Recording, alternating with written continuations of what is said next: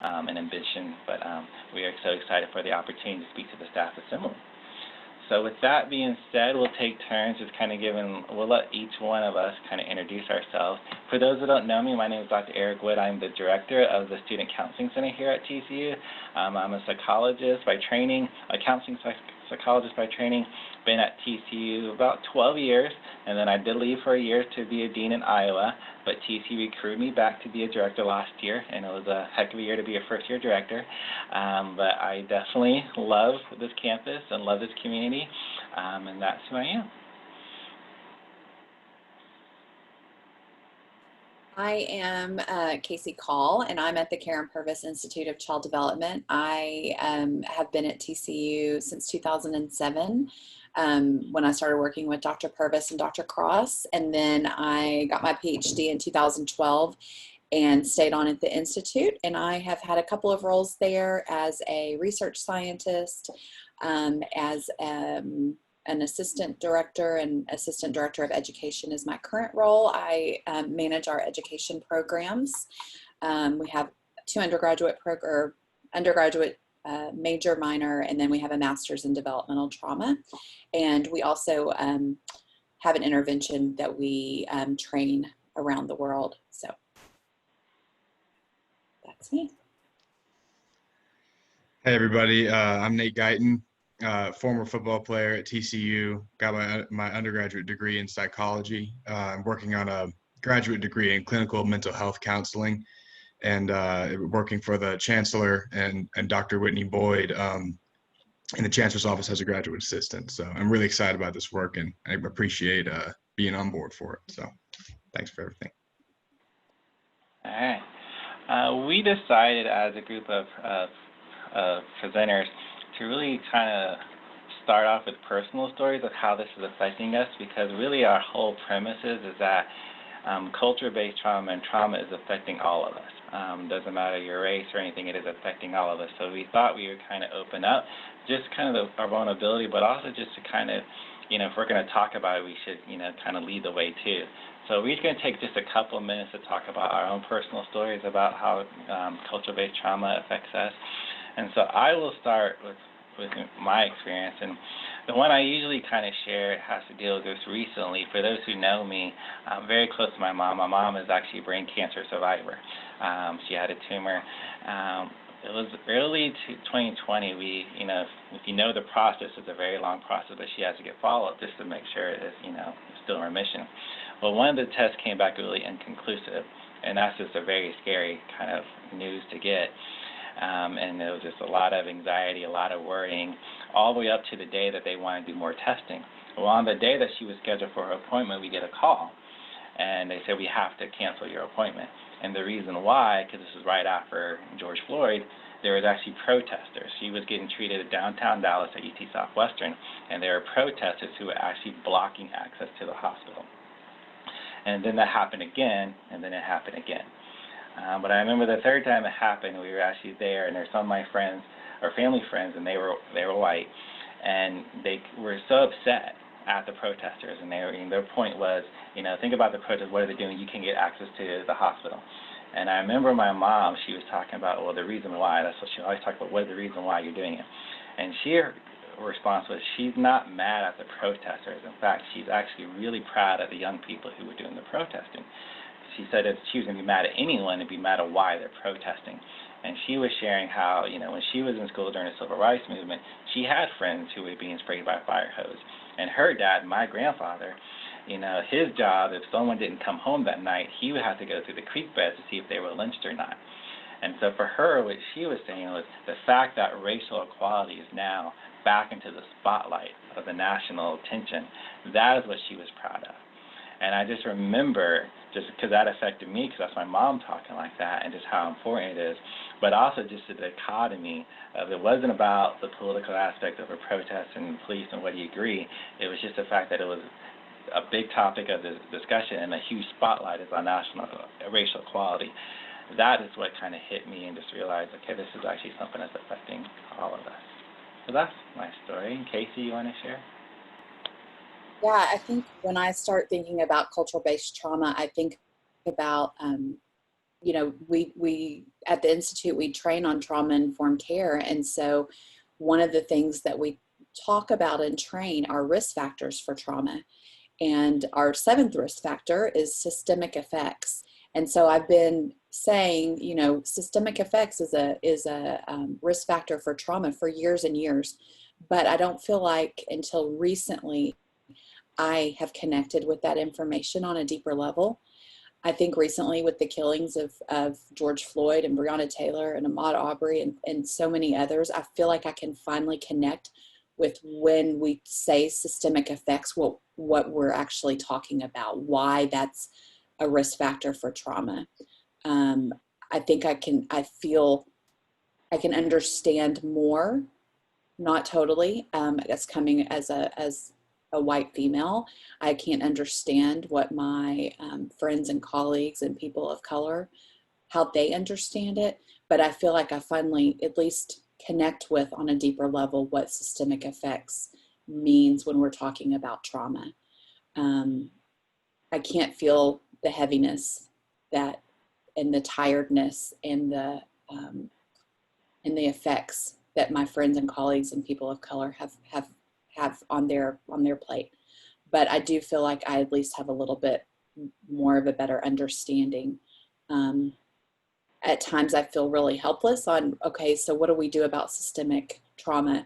And then there's other times when I feel like I feel so honored to be able to be here today, to be able to present with Dr. Wood, and Dr. Dixon presents with us many times, and with Nate, and be able to maybe change some of the systems of care. And we're trying to do that now by making TCU a trauma-informed campus. And so I just want to say thank you for letting me be here. And Nate, do you want to share your story? Sure. Thank you, Dr. Call and Dr. Wood, for sharing your stories. You know, I think that as a former football player, I always kind of took it for granted that Black men were part of my experience, and I thought I understood their experience really well. But the recent events of the summer and of the killings of Breonna Taylor and Ahmaud Arbery and George Floyd, they really, you know, they hit me really hard, and I needed to, you know, understand and listen, I think, with more intent and more care. So what I did was I called some former teammates and some Black mentors I have, and they really helped me understand that although Black men are part of my experience as a former Division I athlete, I don't share their experience as a male in this country and as a person in this country, you know, on an individual level or a collective level. And I think that understanding really helped me kind of get some humility in that. You know, I think it's really important for us to listen. It's really important to give every person the opportunity to share their experience, and not only to share it, but to be understood. And that's something that has really affected the way I look at things and affected the way am approaching this work and what I want to do to help, especially from a place of humility as a white male. So thanks. All right. All right.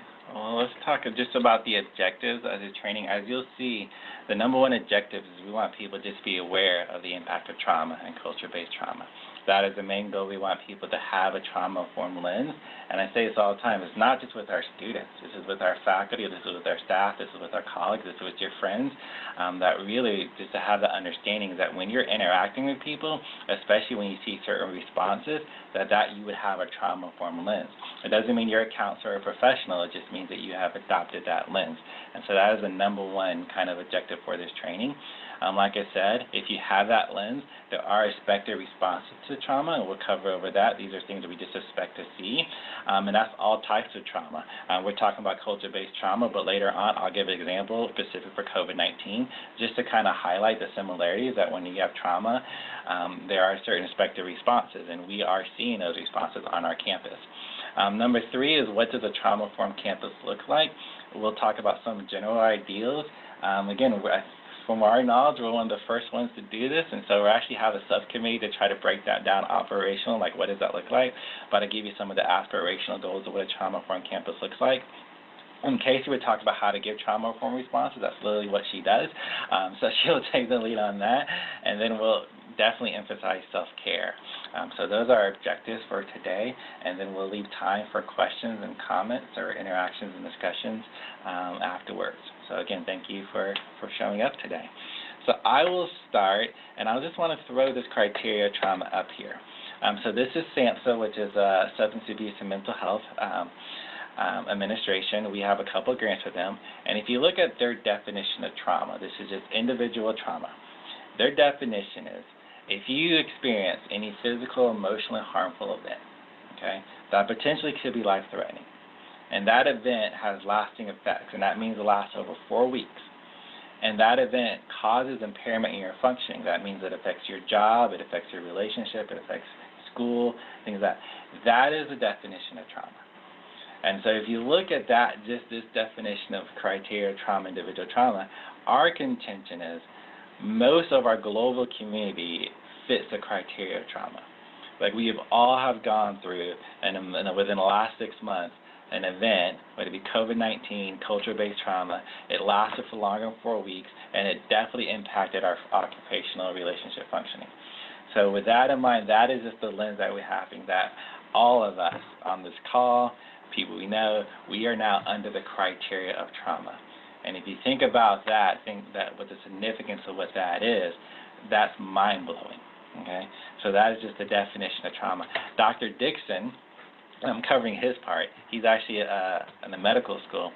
His definition of trauma, and I have colleagues who said this, is that if you experience a major stressor that happens to you, but it's beyond your control, you didn't ask for it, you're not responsible, it just happened to you, it's beyond your control, and it changes your understanding of the world, that is his kind of definition of trauma.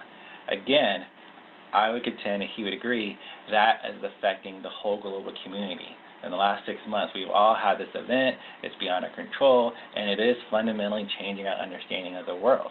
But he has really taken the lead to say, you know, this could also be a situation like divorce is a trauma, you know, according to his definition. Poverty, he's very open about how he raised in a poor environment. Racism, a toxic workplace. If you go to a toxic workplace over and over and over again, that is a trauma event. Assault, death of a loved one, discrimination, addiction, all these things he would put under the umbrella of trauma, and I absolutely agree. He has a statement that says trauma begets trauma, begets trauma, begets trauma. Could not agree with him more, and there's two levels to that. Is that one, people who have a traumatic event, they are more likely, especially if it's divorce or relationship and assault, they might perpetrate that trauma to someone else, and there is that circular pattern for sure where trauma begets trauma begets trauma. I also say it also goes individual. Like if you are experiencing a traumatic event and you are in shell shock because of that event, you might not function well. And so relationships might functioning. So your individual trauma, what happened to you now is having a carry effect with your relationships, which actually could be trauma, which actually could affect your job, which could affect a lot of things. So there's that cycle pattern where trauma just creates this downward cycle. In fact, I can tell you from my experience working with students, every time I see a student who's on this downward cycle where it's just their relationships, their grades, their work, and everything is just going downhill, 9 times out of 10 it's because of a trauma event. All that is just the consequences of some trauma that just knocked them off their kind of game, and then they're spiraling down. So that is the definition of trauma. That is the downward cycle of trauma. We are all at risk of fitting this criteria here. So what we know about trauma, and Dr. Dixon goes all the medical, and I can't go into all the medical like he can, but we do know, like if you think, let's think of a physical trauma. If you are feeling some physical threat, I'm sure everyone's heard about the fight or flight or freeze response, okay? That is basically our body trying to respond to this event. Now, he makes a good point. Shock is usually the first response that we have. When a traumatic event hits, we don't just automatically understand it.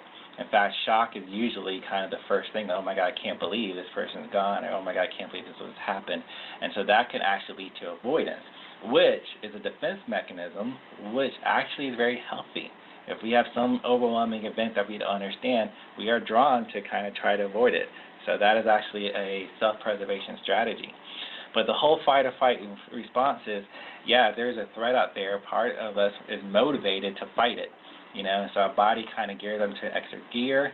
Part of it is, if we're going to run away from it, it gears up, or sometimes it just shuts down, which is also a survival technique. So that is a fight or flight response. You can't predict which one of these you're going to do. And some people think, oh, of course I'll fight. No, you don't know. Your body goes into that state, and it just happens. And a lot of times when people go for physical trauma, that's one of the things they get hung up on, because they wish they would have fought, but they couldn't decide that. And they don't understand. Like, that's not up to you. You have no idea if you're in a real trauma how you would respond. But what we do know is after the trauma, you're hyper-aroused physiologically, so everything's elevated, and if you stay there long enough, you'll start breaking down and get sick. But we also know you're hyper-vigilant, and what that means is you're so worried about this threat out there that you become so focused on you. And sometimes it comes across as being selfish, sometimes it comes across as being arrogant, but it's really just you're in danger mode, so you're thinking about worst case scenario, okay? So if you take that part as a fight, fight, or flight into a physical threatening event, now counter that into an interpersonal relationship, okay?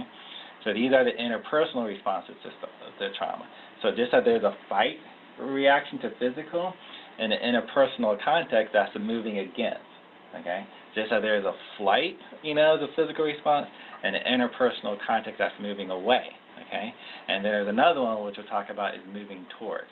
So these are actually similar dynamics, similar principles, but when we talk about in the context of relationship, we have moving against, moving others, and moving towards others. And these are what we are definitely seeing on our campus. So if we break these down real quick, moving against, just like the fight response, these are external behaviors, okay? These are actually things that you will see a pattern of: verbal, physical aggression. We'll see defiance. We'll see confrontation. Usually people will talk about experiencing helpless or empowerment or control. And as you see the bottom note, control serves as a tangible resistance to an emotional threat. Okay, so if something going on inside of them, they don't know how to verbalize it, so they control or conflict. And so that conflict says I can have a tangible resistance to this emotional threat. To give you an example, I did my internship in Lubbock, Texas Tech, and we had a race-based incident on my campus when I was an intern. And I mean, literally the next day there was 500 students of color on the campus. They were protesting, and it obviously got the attention because this is Lubbock and Texas Tech. And so the president agreed to actually meet with some of the student leaders. The student leaders asked me to be at that meeting, partly because I was the only person of color in the counseling center, just to be honest, and I knew some of them. So I'm sitting there at this meeting. The president's late.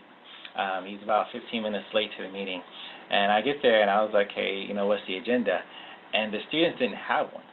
Their plan was just to yell at the president. They wanted the student to be expelled, and they wanted to talk about all the things that were wrong, just conflict-based. They were going to move against the president. And so I remember I was talking to them, and I was like, hey, let's think about this for a moment. The president of the university is coming here, and your plan is to just have this conflict. How do you see that working? I said, whether right or wrong, we have this huge spotlight now of, race on this campus. Is that how you want to use the spotlight? Just to demand that the student be expelled? And this was an off-campus event, so it wasn't like, the university didn't have any play in that. And so is this the best way to use this opportunity? And to the students' credit, they got it and said, you know what, that makes sense. And they really scrambled, okay, what are we going to do? What's the thing? And their whole mindset is that we're going to tell the president what it's like to be us in Lubbock on this conservative campus, and, kind of say what would be helpful. So they actually had this kind of dialogue where they expressed to the president this was like to be a student of color or diverse identity, to be a gender minority in Lubbock's campus, and what was the support. That conversation actually led to a multicultural office in the Blue. And it was a great conversation. But I'll never forget one of the students that said to me afterwards, like, the reason why he was so mad, because he said this, he said, I felt like I lost my campus. When the race-based incident happened, the sense of safety, his sense of, TCU or Texas Tech is very community because you're in Lubbock, college student. He said, I felt like I lost my campus, and I was fighting that. And that was just, just a pure example of moving against. It wasn't about anything. It was about him losing control and him losing a sense of kind of safety that he just needed to react. And so that is an example of moving against. Moving away towards others, this is a flee. This is more internalizing behaviors. This is those who withdraw. This is the avoidance, acting like the threat doesn't even exist, to retreat. Usually this is just minimizing. I don't want to acknowledge the reality going on, because if I do, that's too threatening. So I will deny and minimizing. So on purpose, I'll use a COVID-19 just so you see how examples fit. So I had a student that I was working with who just wasn't going to wear a face mask. That was just, I'm not wearing a face mask. Now, I actually had a history with this student, and way back in March, I knew this student was really affected by COVID-19. The parents lost their business, the grandfather got really sick, and so I just kind of processed that because I haven't seen a student for a while, and I was like, back early spring, this was a really big deal, how this was affecting your family. You had to leave, go back to California in the middle of the semester, and I'm a little surprised that you're now coming back on campus saying you're not wearing a face mask. And the student said to me, I'm just done with it. And I remember that statement. She's like, I'm not wearing a face mask because I am just done. I'm sick of COVID-19. I'm sick of this talk. I'm sick of my family. And the stress was literally too much that her response was, I'm just done. I'm just going to avoid and deny and minimize. And then we had to explain that was a trauma response.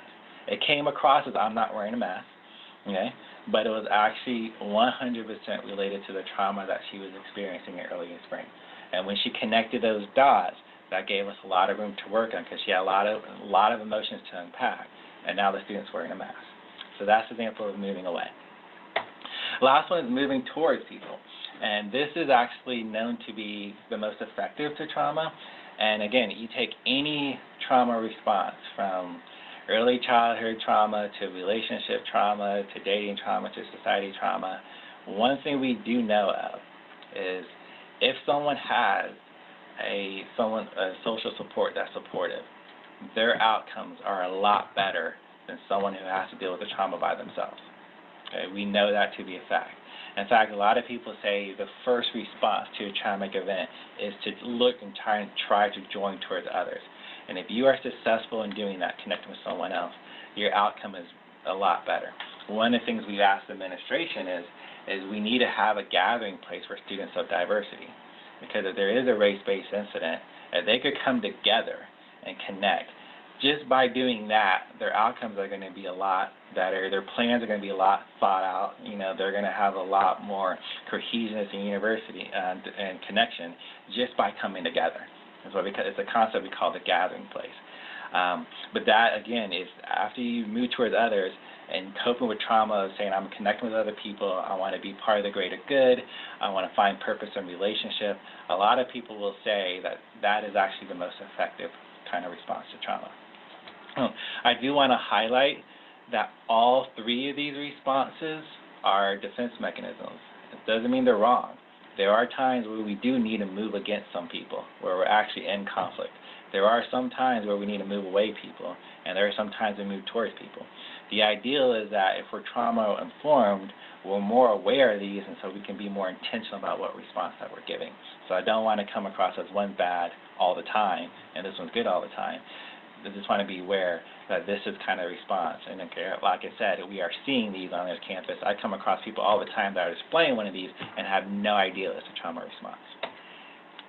All right, I'm going to keep talking, so bear with me. Culture-based trauma. So a lot of times people say, what is the definition of culture-based trauma?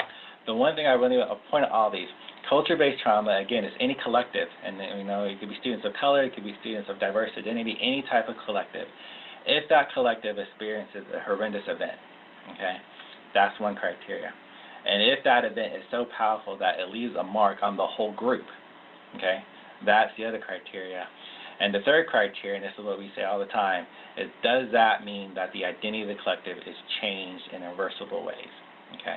So a lot of people will say the Florida video is a good example of this. It was a horrendous event. The Black community will say it affected the whole Black community, but it's really important, is the third one, is that the identity of the collective is changed in an irreversible way. And I want to give this a warning to students. If you're working with students of color, they're different than what they were in the spring, before in January, okay? And so if you have to understand that after, the Floyd was definitely a tipping point, and unfortunately there's other events, and so the identity of the students that we're working, and I know this in the Black community, is changed in irreversible ways. So trying to say, let's go back to the way it was, that's not an option. They see the world different, their perspective's different, our mindset's different, our identity of the collective is forever changed. So when you talk about culture-based trauma, yes, there's an event that affects the whole community, but understand that what it really means is that the perspective and identity of the collective is actually changed. So you might be dealing with different colleagues and different students than you were in January, okay? I want to give you this, and these are quotes from students, because a lot of times people say, are students really kind of thinking about this? Yeah, so these are some quotes we get from students about culture-based trauma. One of them was a student, and people didn't think about all the discussion about online classes, in-person classes, and things like that, and students get a choice. I've had more than one student sign up for online classes because they were afraid of what the professor would say in class. So this student said, I'm scared to be in a classroom. I don't know what my professor will say, like Black Lives Matter, and I don't feel safe. And that is why I want to attend online classes. And I think that was just very telling, and I can't tell you how many, and not to say the faculty is wrong, I'm saying, but the subjective fear of the students is that the faculty would say something and they would be triggered. I've heard this the second one over and over again about the upcoming elections. That is definitely going to be a polarizing time, and the students said, I'm not saying nothing to nobody until the elections are over.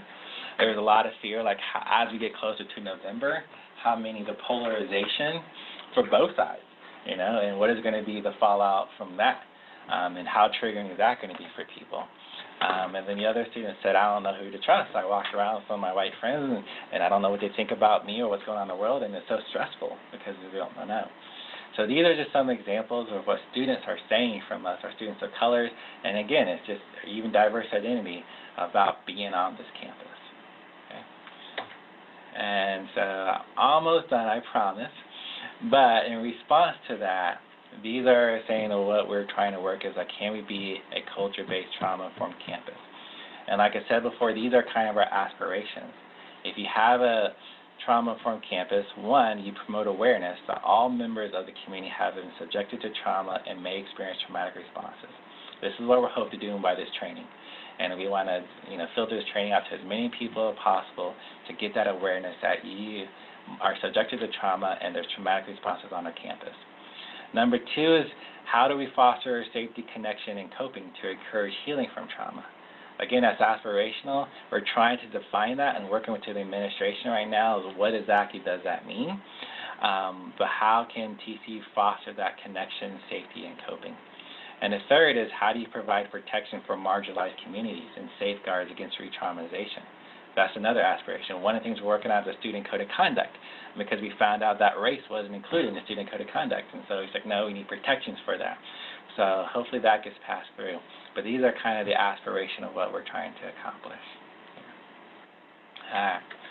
And with that in mind, I'm going to pass it to Casey. She can talk about actually trauma-informed responses. Thank you, Dr. Wood.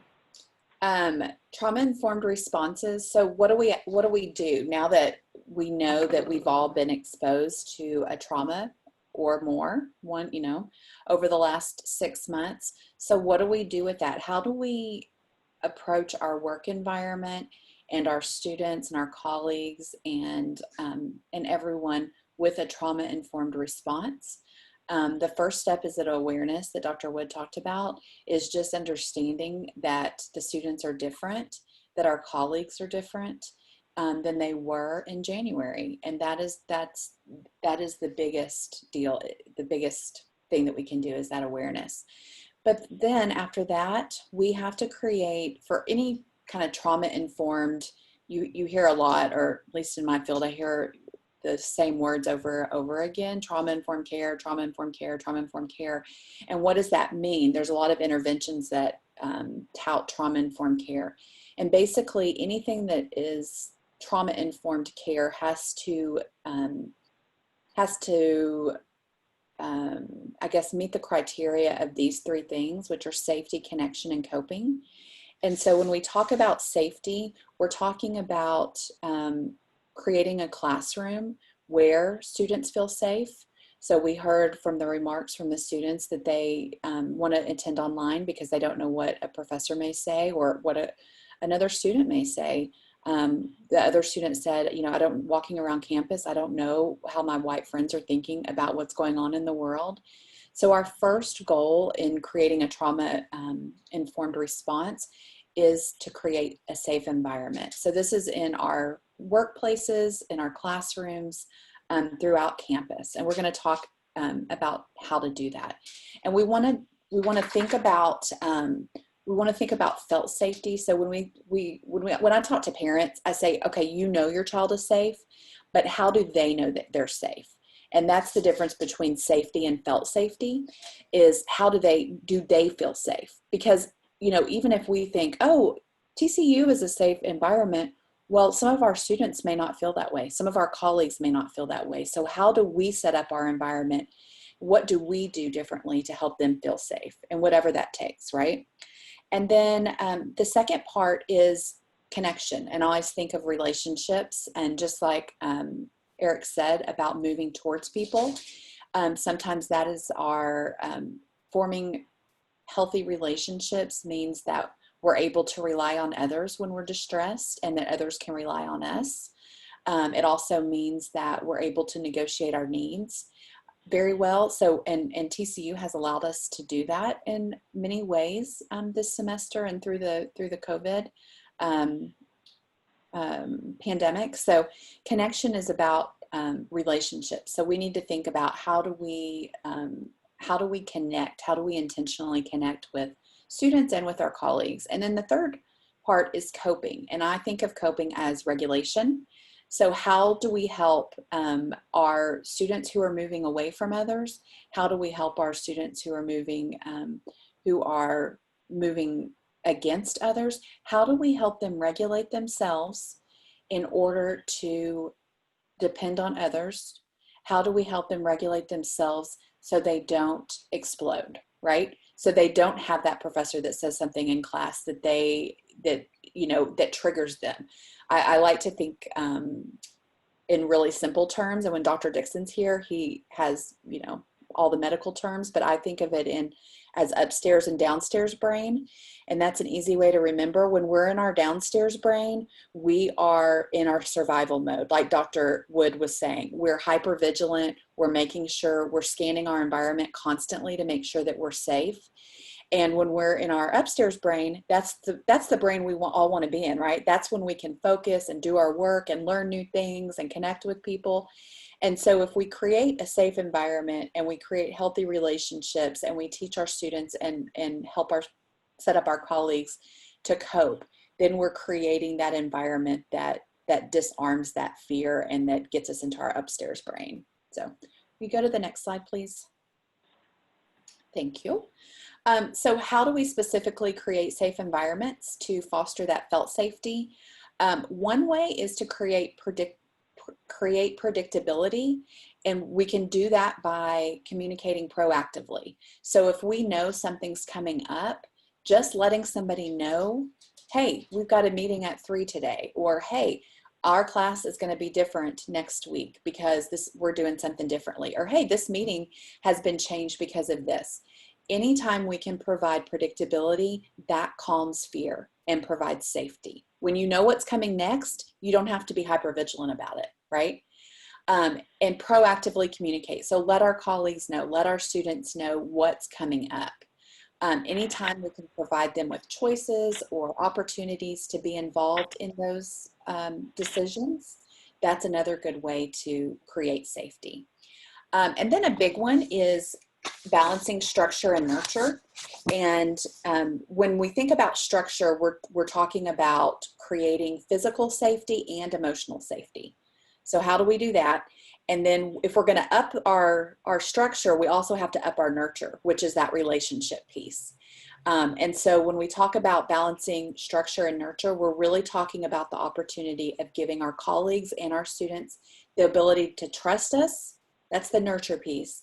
And the ability to grow and get better. And that's the structure piece. And so we want both we have to have both of those things to have a safe environment.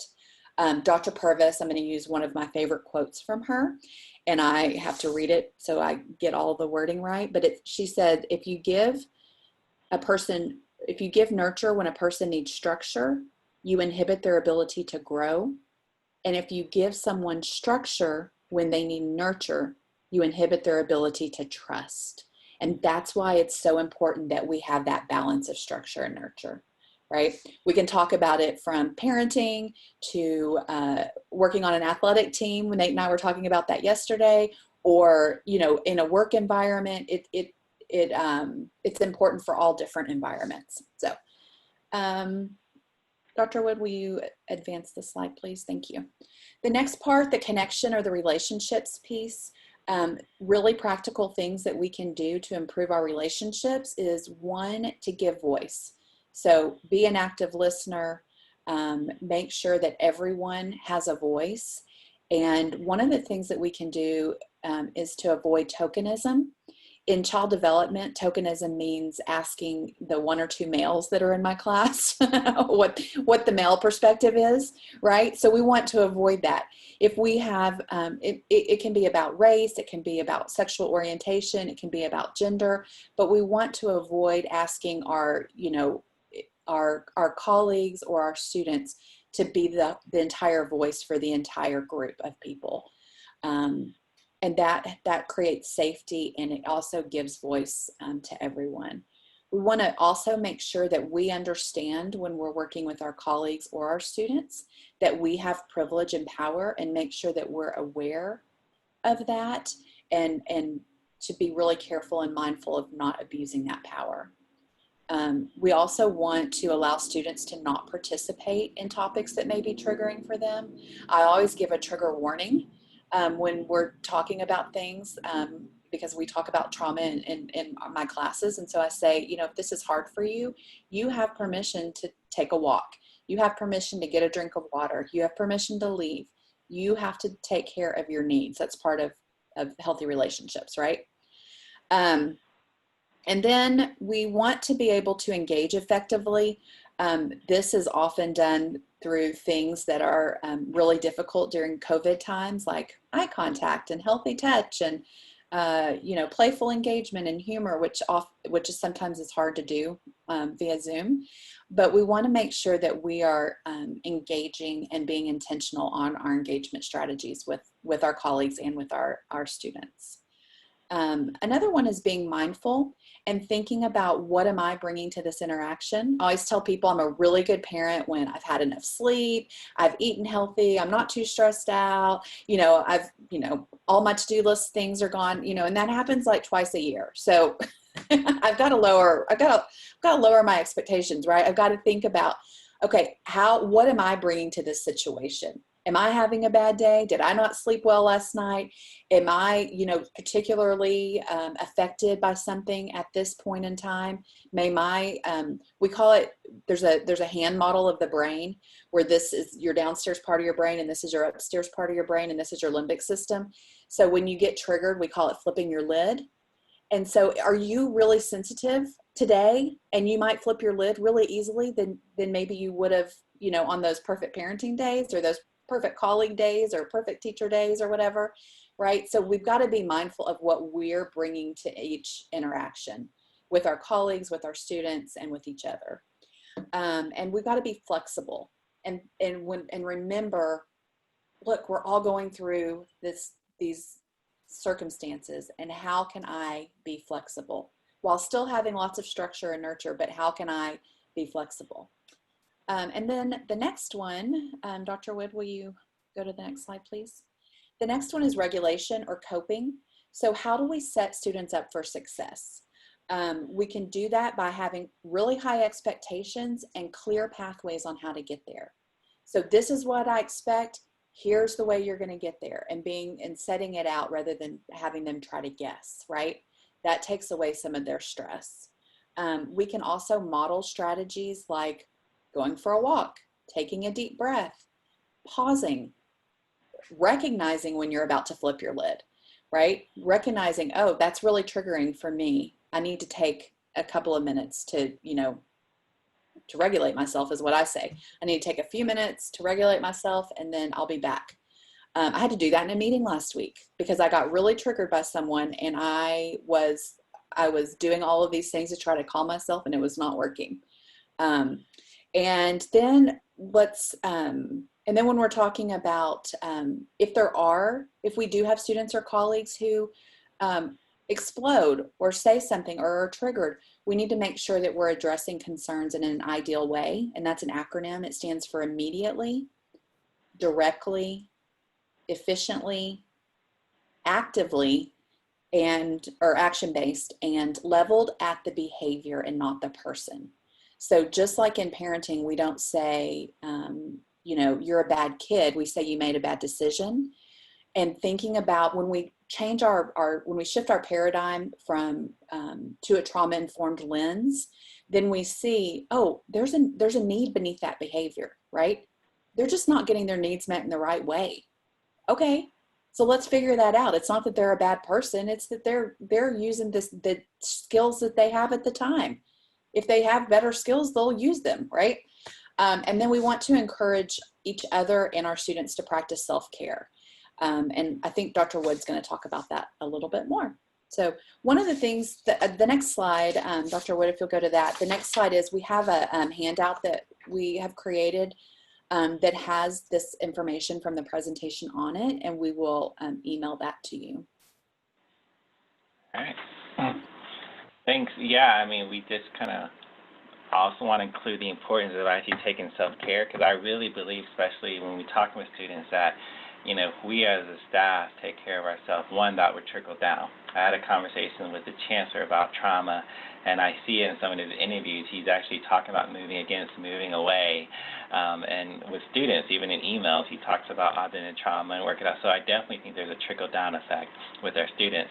But I also think that taking care of yourself as a caregiver, you're no good to nobody if you can't take care of yourself.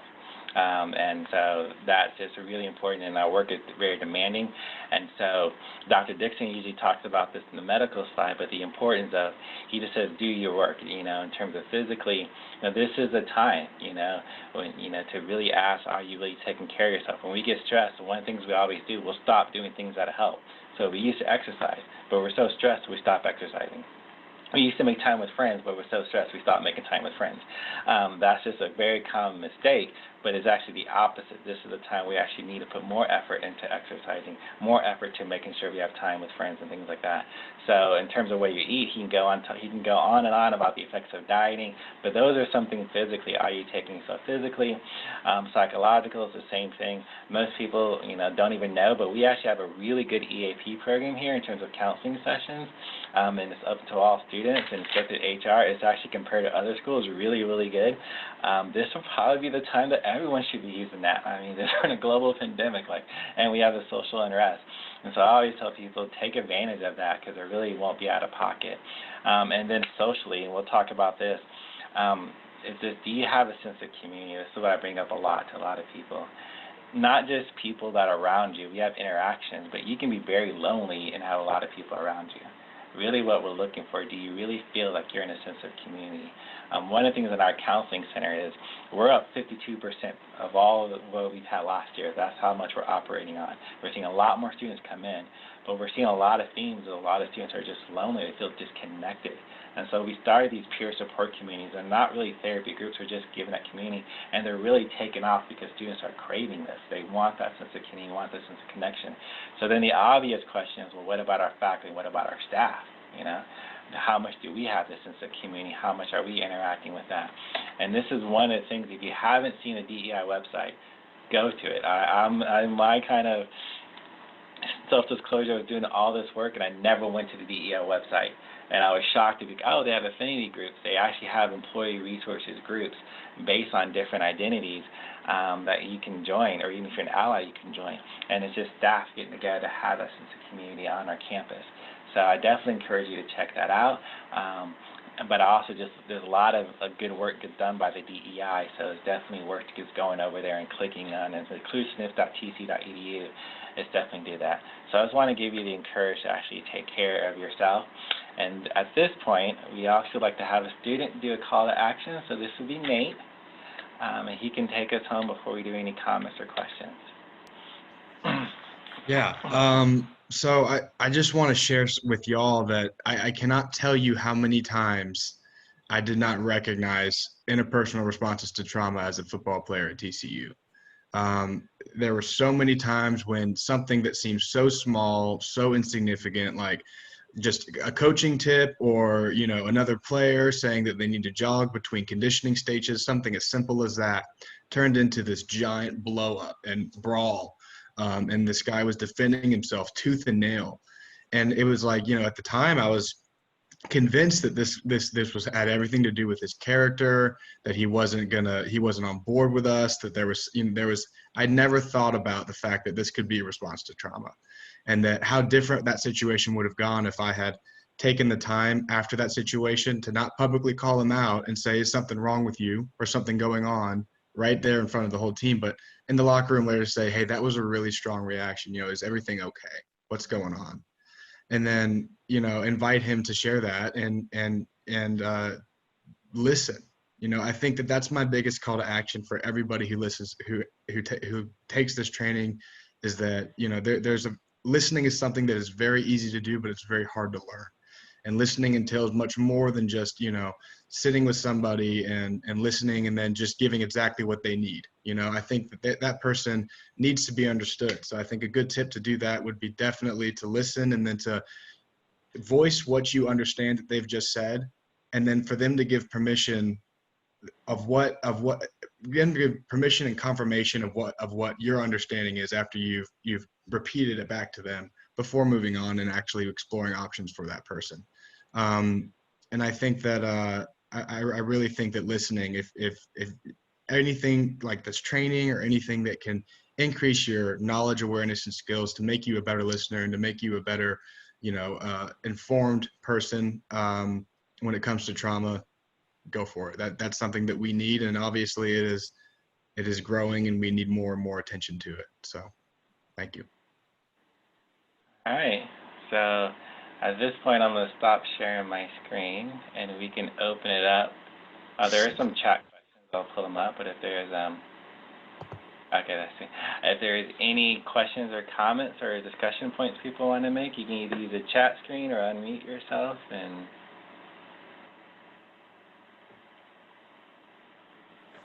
I guess for Dr. Call, could you give a little more clarity on that balance between structure and nurture, like maybe some examples of each of those? Sure. So when we're talking about structure, we're talking about creating physical safety and emotional safety. So physical safety would be, I'm thinking of COVID times, making sure that everyone's wearing their mask, making sure that everyone's staying 6 feet away from each other. When you're talking about people who have experienced trauma, sometimes, in my experience, they want to sit with their, in a certain place in a room so they can have a vision towards the door. So it's just allowing opportunities for them to get their needs met however they need to physically, like the space physically. Having things like water available and snacks and things like that can also help create safety and structure in a physical environment. Creating an emotional safety is kind of what Nate was just talking about being able to listen and not be judgmental, and creating that safe space where people feel safe to take risk. I think, and some of the ways that we do that is through, again, predictable environments, having the same like routines and rituals. So at the beginning of every staff meeting, this is what we do, and this is how our staff meeting goes. If you have something to add to the agenda, this is the process for that. Every time we get on a Zoom, like for my class, this is, I always start out with the exact same thing every time, and we kind of go through the same thing. And so emotional safety is partly creating an environment. It's part of being predictable, but also just creating that space for people to be able to take risk and feel safe doing so. Then nurture, I think about it as relationships and setting people up for success. So how do we, I gave this example the last time we did this, but in 7th grade, I ran track, which If you know me now, that's really hard to believe, but I really did. And I did hurdles. Okay. So if I had gone out to the track the first day and the hurdles were up, to here, I would have been like, forget this. I'm not doing this. This is, I hate track. I hate hurdles. But if I go out to the track the first day and I've got it's set at my knees and I'm like, woohoo, I got this, and I'm running and I'm jumping, and then it gets raised up a little bit more every day. I think of that as like a metaphor for how do we set up our colleagues for success, or how do we set up our students for success, is how do we allow them to feel successful in what they're doing. So that's giving them a voice. It's setting high expectations with really clear paths. It's the nurturing part of it is all those engagement strategies. Do we make eye contact with them? Do we avoid tokenism? Do we allow them to have their own voice and their own say in what they're doing? So it's really the nurture part I think about as kind of the relationship building piece. Does that help? Yes, thank you. Okay. You're welcome.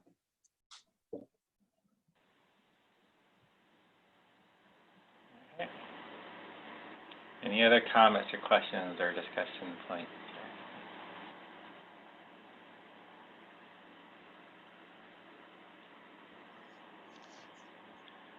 Someone asked, I'm reading the chat, you spoke about adding policy, so I'm sure everyone can see it, but the question is, to protect marginalized groups. I mean, that is one thing, is like I said, is a pillar of a trauma-informed community, is do you have protection to these marginalized groups? Okay, I mean, it sounds great, and the administration is obviously supporting that, but then you have to break it down as what does that mean? What is the operational definition of that? And so, what does that mean? So, for example, the Student Code of Conduct, there's this huge, I don't know if it's a debate, but there's two sides of the coin. On one side, you hear a lot of talk about, well, what is First Amendment, freedom of expression, things like that. And then the whole thing is, well, we have to protect these marginalized communities. So, for an example, someone says, well, this student can, wear a Black Lives Matter shirt, or this student wants to wear a Confederate flag, where does TCU stand? On that issue. And so if you're using a trauma form, the answer would be, well, you're protecting the marginalized groups. So in that situation, you could say to the student, if you were wearing, something that's, supportive of your identity, that's fine, but the Confederate flag might be more that can cause trauma to other people, so that's where we stand on that. Not a lot of schools would make that decision and things like that. But in terms of the Student Code of Conduct, yeah, and this is something, I mean, honestly, I tell people all the time, I don't think the students have connected the dots, and so I think their language, and there's, a group that's actually, working with the administration and protest and things like that. But if you go through the Student Code of Conduct, you won't see protections of race or gender or anything like that. I mean, there is a code about, do no harm and things, but it's not specific to certain things, which when we have race-based incidents, even people in campus life would say, that becomes very tricky because it's not in the code. So what do we do with that? And so, and it's, it's more complicated than I'm making it seem, but it's like, well, how do you inject that in there, and what exactly does that look like? So that is actually a process of being under review. I think it'll happen. But yeah, it's kind of shocking if you say out loud, and our Student Code of Conduct, there's race is not even in it. So it's just something that we're looking at. I don't know if that answers the question, but that's kind of it. Okay.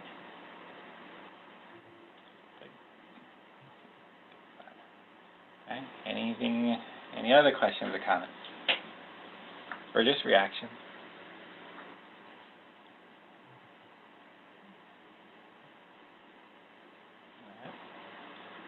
All right, Reggie, do you have anything? I just want to say, first off, thank all three of you for coming and spending time with us today. This is my second time doing this training, and I always get something new out of it every single time. I just want to implore upon everyone, don't just use this on campus with your colleagues and students. Take this home. This will probably save you all a lot of trouble at home as well, and give you all an opportunity to really have an impact on your family, your friends, and those kind of relationships as well. So on behalf of staff assembly, the professional development committee as well, we want to thank you all for being here. Thank you, Dr. Wood, Dr. Call, and Nate for taking time out of your busy schedule. Angie's on the call too, so I'm not sure if she has something to say. She's our exec chair of staff assembly. So Angie, I'll go pass it to you real quick. Thank you. Reggie, I want to thank you for putting this together and thank our panelists. Eric, Nate, and Casey, thank you all so much for not just bringing this to us today, but for bringing this to campus as a whole. And I also want to, I'm full of thanks today. Thank everybody who attended this, because the more people we can get to engage in this training, the more impact we can have to help make this place a better place for all of us, not just our students, but if we can remember our trauma-informed care approaches for each other too, that would be awesome. So thank you all for coming today. I really, really appreciate it. Yeah, and some people are making comments about our handout. I don't know. I can send you that to either Reggie or Angie if y'all can pass it with the staff. Yeah. Send it to you, Reggie. Okay. Yes. All right. Will do. We'll do. Well, thank you, everybody. Have a good day, and we'll talk to you and see you all soon. Take care. All right. Thank you. Thank you.